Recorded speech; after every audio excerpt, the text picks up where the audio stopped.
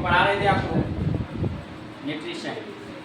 Nutrition में आप पिछले क्लास में ऑटोट्रॉपिक मोड ऑफ न्यूट्रिशन देखे, जो कि प्लांट का मोड ऑफ न्यूट्रिशन है। आज हम लोग न्यूट्रिशन में हेटरोट्रॉपिक मोड ऑफ न्यूट्रिशन की जिक्र कर रहे हैं, अर्थात हम लोग होलोजोइक मोड ऑफ न्यूट्रिशन पे बात करेंगे और वो न्यूट्रिशन इन ह्यूमंस होगा। कोई दिक्कत है क्या? उसमें भी आपको सबसे पहले इस डायग्राम को अच्छे से समझना है, क्योंकि न्यूट्रिशन का मतलब हुआ taking in of food material. तो फूड मटेरियल जो आपके बॉडी में जाता है वो किस तरह से अपने पाथ को डिसाइड करता है, ये मैं दिखाने का कोशिश कर रहा हूँ। यदि आप देखें तो सबसे पहले भोजन माउथ से होता हुआ, अर्थात बकल कैविटी से होता हुआ, ये क्या करता है, आगे मूव करता है। जैसे ही फूड पार्टिकल्स माउथ में जाता है, ठीक है, तो वहाँ पर क्या होता है कि सलाइवरी ग्लैंड, एक ग्लैंड है, ग्रंथि है, जो कि सलाइवरी एमाइलेज नाम के एंजाइम को सेक्रीट करता है। ये एंजाइम कैटलिस्ट कन्वर्टर का काम करता है। कैटलिस्ट कहने का मतलब कन्वर्टर है, और बायो कैटलिस्ट कहने का मतलब बायोलॉजी में पाए जाने वाले कैटलिस्ट। तो ये बायो कैटलिस्ट हो गया। किसी ह्यूमन बीइंग, किसी लिविंग बॉडी में पाए जाने वाला कैटलिस्ट बायो कैटलिस्ट कहला रहा है, ठीक है। ये बायो कैटलिस्ट क्या करते हैं, जो सलीवा है, ये सलीवा तो उसके साथ मिल जाते हैं, किसके साथ, आपके फूड पार्टिकल्स के साथ, जो आप च्यू किए हैं, च्यू मेस्टिकेशन के बाद जो आपका फूड पार्टिकल्स है, उसके साथ वो क्या हो गया, घिस गया। पानी के साथ वो क्या हो गया, स्लिपरी बन गया, फिसलनदार हो गया। जहाँ पानी गिरा हो टाइल्स पर तो वहाँ गिरने का डर ज्यादा हो। तो अब क्या है कि जैसे ही वहाँ पर वो क्या हो गया, स्लिपरी हो गया, तो अब वो सोइलिंग के लिए तैयार है, वो अब वो आसानी से निकला जा सकता है। तो यहाँ से जैसे ही वो आगे बढ़ता है तो यहाँ पर एक स्ट्रक्चर मिलता है, फर्चर स्ट्रक्चर मिलता है, उसको कहते हैं एपिग्लोटिस। उसको क्या बोलते हैं, एपिग्लोटिस। एपिग्लोटिस गाइडेंस का काम करता है। जैसे मान लीजिए ये आपका एक फूड पाइप है और ये एक विंड पाइप है। इसलिए कहा जाता है कि खाने वक्त बात नहीं करना चाहिए, क्योंकि जिस समय आप बात कर रहे होते हैं, बोल रहे होते हैं, उस समय आपको रिस्पिरेटरी सिस्टम का भी जरूरत पड़ता है। बोलने वक्त सांस लेना जरूरी हो जाता है, ठीक है। तो सांस लेने के लिए विंड पाइप का भी खुलना जरूरी हो जाता है और फूड पाइप का भी खुलना जरूरी हो जाता है। सांस लेने के लिए नहीं, खाने वक्त जब बोलोगे तो खाने के लिए तो फूड पाइप खुलेगा और सांस लेने के लिए विंड पाइप खुलेगा। तो बोलने वक्त सांस का जरूरत पड़ेगा, तो जैसे ही दोनों पाइप खुलेगा तो खाना कभी विंड पाइप में जाएगा, कभी फूड पाइप में जाएगा। तो जब यही खाना विंड पाइप में चला जाएगा तो आप सड़ जाएंगे। समझने का कोशिश कर रहे हैं? तो इसके लिए यहाँ पर एक अपर्चर स्ट्रक्चर होते हैं, that is called epiglottis. EP का मतलब ये होता है अपर लेयर पर प्रेजेंट। तो जैसे ही यहाँ पर मान लीजिए ये ब्लैक वाला जो आप देख रहे हैं, ये आपका विंड पाइप हो और ये आपका फूड पाइप है। यहाँ पे एपिग्लोटिस प्रेजेंट है। जैसे ही फूड इधर से आएगा, इस पर प्रेशर क्रिएट होगा, और जैसे ही इस पर प्रेशर क्रिएट होगा, ये इसको बंद करेगा और रास्ता डायरेक्ट कहाँ पे कनेक्ट हो जाएगा, फूड पाइप में, और भोजन वहाँ से आगे चलना शुरू करेगा। कोई दिक्कत है क्या? अब भोजन डायरेक्ट थप से पेट में नहीं गिरता है, इसके लिए इसको धीरे धीरे छोड़ा जाता है। कैच किया जाता है, फिर छोड़ा जाता है, फिर रिलीज होता है, फिर contract relax, contract relax, contract, यानी अपने आप को सिकोड़ता है, अपने आप को फिर से उसी पोजीशन पे लाता है जिस पोजीशन पे ये था। तो अगर ऐसा हो तो मानो, ऐसा सपोज करो कि ये फूड पार्टिकल्स यहाँ से आ रहा है, यहाँ से आ रहा है, ठीक है, यहाँ से छूटा तो यहाँ हमने कैच करा, फिर यहाँ से ये छूटा तो नीचे मैंने कैच करा। इस तरह से ये धीरे धीरे धीरे क्या होता है कि जो कॉन्ट्रैक्शन एंड रिलैक्सेशन आपके स्टमक में हो रहे हैं जिस मसल्स का, ठीक है, समझ में आ रहा है? तो उस प्रोसेस को, उस मूवमेंट को हम लोग एक स्पेशल नाम देते हैं, that is called peristaltic movement, ठीक है।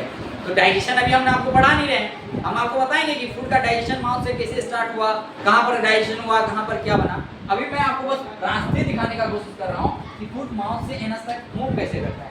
ये पूरा canal system, alimentary canal system होगा, ठीक है। तो आप देखने की कोशिश करेंगे कि यहाँ से अब ये क्या हो गया कि पेरिस्टाल्सिस मूवमेंट करता हुआ फूड कहाँ आ गया, स्टोमक। स्टोमक में कुछ गैस्ट्रिक ग्लैंड प्रेजेंट है, ठीक है। स्टोमक में म्यूकस का लेयर प्रेजेंट है। स्टोमक में एसिड प्रेजेंट है, HCl एसिड। अच्छा, ये सब का क्वेश्चन बनता है, function of HCl, function of mucus, ठीक है। तो सब बताया जाएगा कि HCl क्या है। आप आगे देखेंगे कि जो भी फूड पार्टिकल्स आ रहे हैं वो बेसिक इन नेचर है, अल्कलाइन है, तो वो तभी रिएक्ट कर पाएगा ना पेनक्रियाटिक जूस, पेनक्रियाज, जब क्या होगा, फूड एसिडिक इन मीडियम हो, ठीक है। तो इस वजह से आगे हम लोग अच्छे से डीप में इसका अध्ययन करेंगे, बट अभी आप समझिएगा कि ये जैसे ही स्टोमक में आएगा, ठीक है, तो ये वाला पोर्शन जो आप देख रहे हैं, ये तो ओइसोफेगस का ही पोर्शन है ना। तो इस जहां से ये फोल्ड हो रहा है, इसका जस्ट यहाँ पर कहीं ना कहीं ज्वाइनिंग सेंटर रहा होगा, कहीं ना कहीं ओपनिंग रहा होगा, ठीक है। अच्छा एक बात और, फूड पाइप को हम लोग ओइसोफेगस बोलते हैं, और फूड पाइप का जहाँ ओपनिंग होता है, जो गेट होता है, उसको हम लोग क्या बोलते हैं, गले।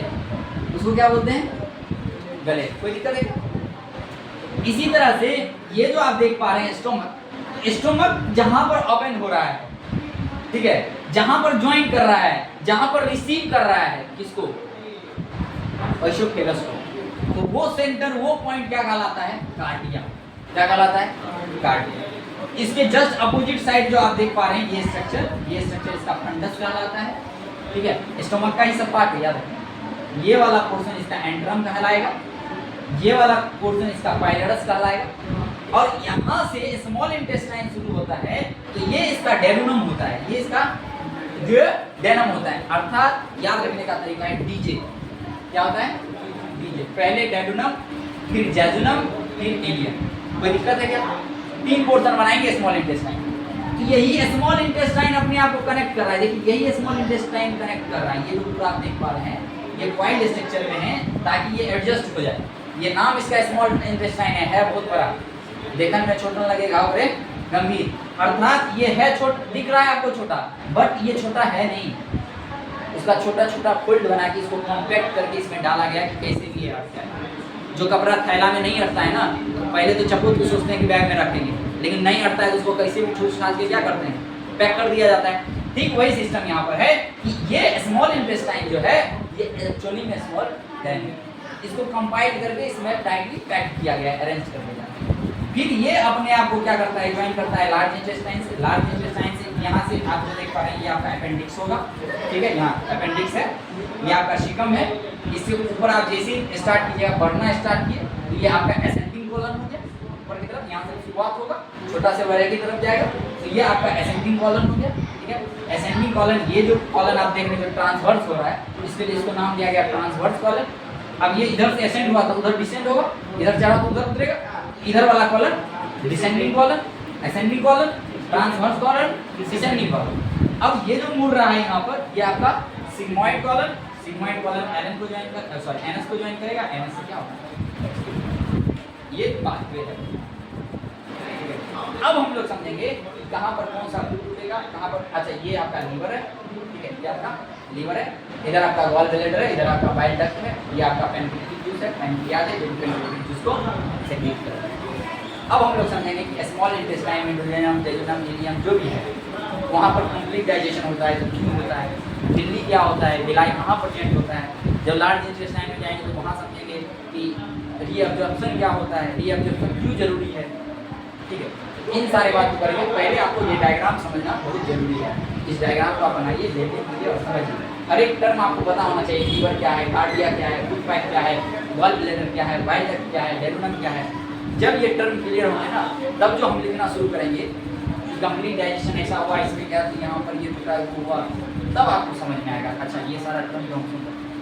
जब आप इस टर्म से क्लियर नहीं होते हैं, जब ये ऑर्गन से आप क्लियर नहीं होते हैं, ये लीवर ऊपर होता है कि स्टमक नीचे होता है कि दायां होता है कि बायां होता है, तब आपकी समझ में नहीं आता।